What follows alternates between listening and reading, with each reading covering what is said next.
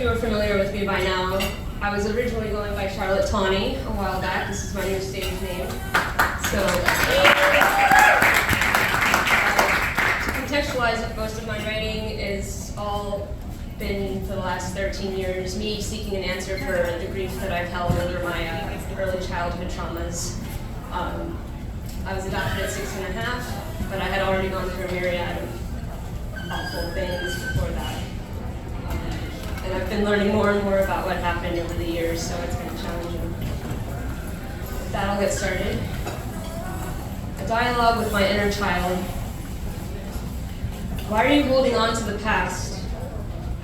To protect us, of course. To protect us from what? To protect us from whatever the future holds. What do you mean? If we stay broken, nothing can break us.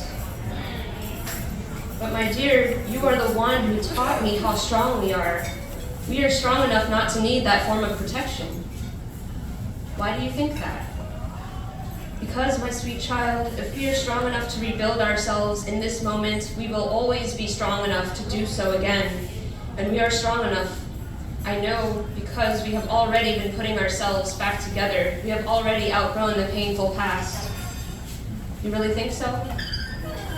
I know so. We are already on the precipice of great change, and our past shall not be repeated, nor will anything in our future be able to break us, for we now have the knowledge of who and what we are.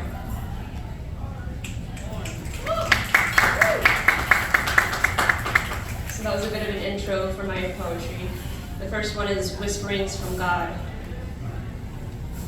Today I choose to free myself. I free myself from timeless sorrows. I free myself from needless guilt and shame, and from the mesmerizing tidal pools of self-pity. I release the idea that I can never be enough, can never be loved. I release the words that once silenced my voice. I release the grievances that once bound my hands and feet. I choose to see that hidden within every grievance and between each harsh word is a whispered secret God would have us know.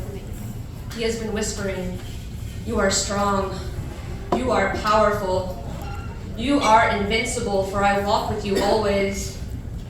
He is reminding me that though the words spoken aloud have caused me such pain, God was still yet there speaking through them.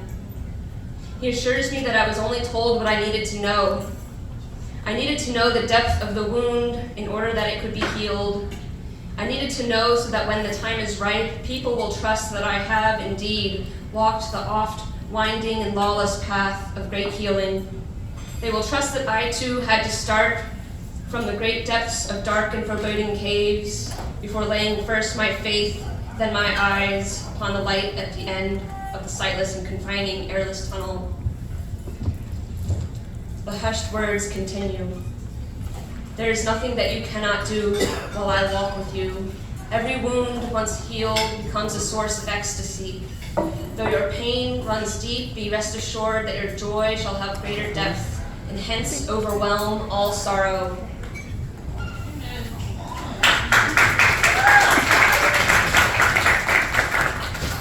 Last one. All I have is faith. How long does it take for our convictions to lead to the recovery of long-lost memories?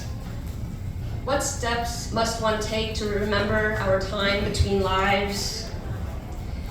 I have tried to recall, I have tried to summon the memory of choosing this life, to summon the memory of my mission of love, but alas, all I have is faith. Faith that I must have chosen this incarnation with the plan to instill seeds of peace and grace within the hearts of others. All I have is faith. Faith that I must have known what this choice entailed, that I must have known then that I could not aid in restoring humanity's sanity if I didn't lose some of my own. All I have is faith.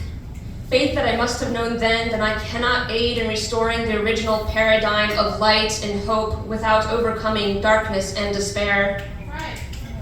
Does this mean that my soul thought itself a martyr? Or perhaps better yet, a phoenix whose life begins and ends with flames? Perhaps that's one of the lessons I am here to learn, that I'm not meant to keep choosing martyrdom. I'm not here to suffer on behalf of humanity, but to understand all of humanity, so that I may aid in healing the pain of the ego, the pain held by mass consciousness. All I have is faith, and I pray that is enough.